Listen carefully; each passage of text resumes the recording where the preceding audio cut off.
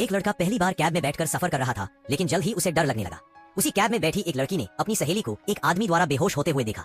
वह घबरा गई और डरने लगी कि कहीं अगला नंबर उसका न हो जाए। वह धीरे से कार का दरवाजा खोलकर भागने की कोशिश करती है, लेकिन जैसे ही हैंडल दबाती है उसे पछतावा होता है।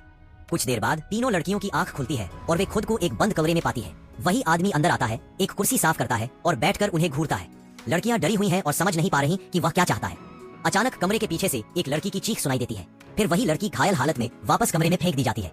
आदमी गुस्से में चिल्ला रहा है और लड़कियां पूरी तरह सहमी हुई हैं। थोड़ी देर बाद आदमी फिर आता है, लेकिन इस बार वह एक महिला की तरह तैयार होकर आता है। उसके कपड़े और बोलचाल सब बदल चुके होते हैं।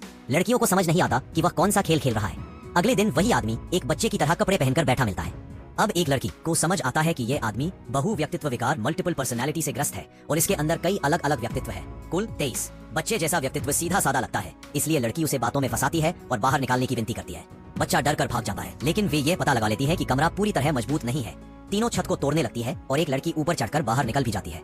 लेकिन तभी आदमी का खतरनाक व्यक्तित्व वापस आ जाता है और वह कमरे का दरवाजा जबरदस्ती तोड़ देता है। ऊपर वाली लड़की हवा के रास्ते निकलकर एक और कमरे में पहुंचती है और वहां छुप जाती है। आदमी उसे ढूंढ लेता है और कमरा पूरी तरह बंद कर देता है। दूसरी ओर आदमी फिर से महिला व्यक्तित्व में बदल जाता है और 2 लड़कियों को खाना देता है। एक लड़की मौका देखकर उस पर हमला करने की कोशिश करती है, लेकिन असफल रहती है। आदमी लगातार अपने व्यक्तित्व बदलता रहता है, कभी महिला, कभी बच्चा, कभी खतरनाक दैत्या जैसा रूप। इसी बीच एक मनोचिकित्सक उसकी हरकतों पर शक करती है और उसके घर पहुंच जाती है, जहां उसे एक लड़की भी मिलती है। लेकिन तभी आदमी का और भी खतरनाक बीस्ट व्यक्तित्व जाग जाता है, जो लगभग अजय है।